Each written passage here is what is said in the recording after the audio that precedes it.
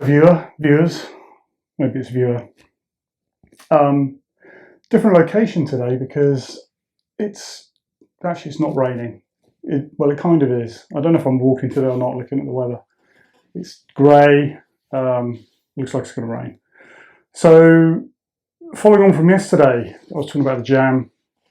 I'm going through my influences in music at the moment, and God, another huge influence is David Bowie, and this is vaguely embarrassing, but I had David Bowie posters all over my bedroom wall in my teens, which is something you don't see now. Actually, do teenagers have pictures on their walls anymore? I don't know. I think they have pictures of themselves, like selfies. But anyway, absolutely obsessed with him in the, let's think, late 70s, early 80s. And kind of interest went away a little bit in the mid to late 80s, even though I know some of his recent stuff before he died was just amazing. But that creative period in the 70s with Ziggy Stardust and Aladdin Sane, and he did the three albums, three sort of German in Berlin albums, and then right up to sort of Let's Dance, which was kind of a funky, well, Nile Rodgers was on it,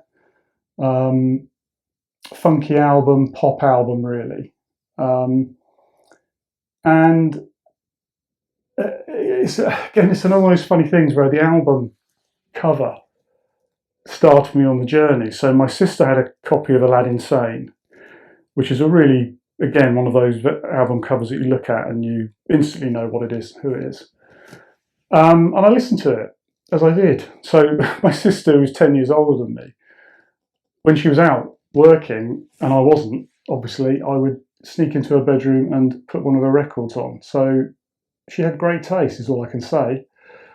Although I'm not massively keen on King Crimson, but anyway. David Bowie, I mean, there's a bit of a theme in the bands and artists that I like of progression.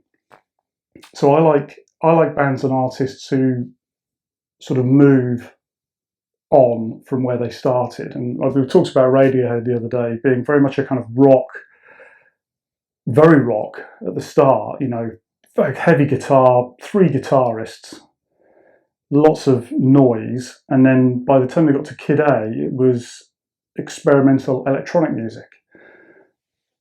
I love that in a band or an artist, and David Bowie arguably is, you know, close to the top of the tree of reinvention. So you had this early on, almost hippie-ish type artist, followed by the glam rock kind of spaceman type thing, moving on to the slick, I think he called it the Thin White Duke, but the kind of, you know, this slick, presentable white shirt, black trousers type approach, slicked back hair. And then into a kind of this funk phase with, you know, this kind of polished blonde hair, physically fit image. And all the way through that, his music was changing as well. So if you listen to Aladdin Sane or Ziggy Stardust, very guitar based, glam rock, great tunes, lyrics again. And then you get to an album like Low, which is, I think, Brian Eno produced, and that's all electronic, pretty much. I mean, there's some guitar in it. The second track is definitely mostly guitar, but anyway. And you can see he's kind of experimenting. And what I think is interesting about him as well is that it's the people he surrounded himself with. So he undoubtedly came up with the ideas and the lyrics and the melodies, but he always chose very carefully the artists that would play with him, and like to cherry pick from the very best. If you know, session players and famous players. I mean, if you listen to Let's Dance, the solo is by Stevie Ray Vaughan, who I'm sure we'll come on to because, you know, he's a guitar hero of mine in many ways. So David Bowie, yeah, I love the theatre of it. I loved the music.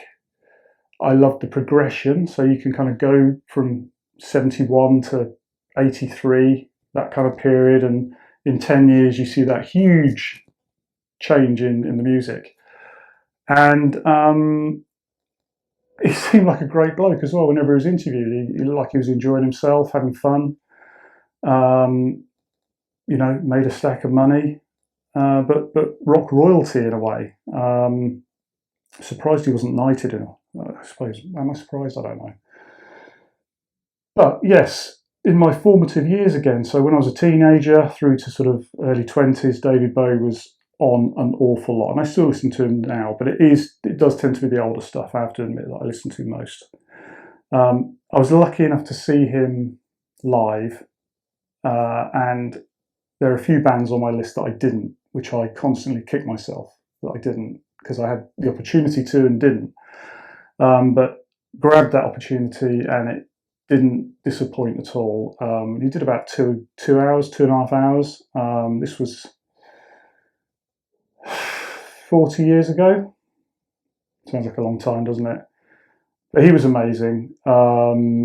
Again, just real showman. So there we go. That'll do for today, I think.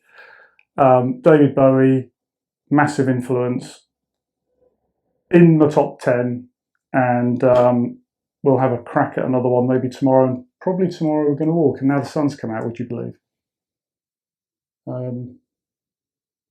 Could have done this on the walk, couldn't I? Anyway, that'll do for now. Catch you later.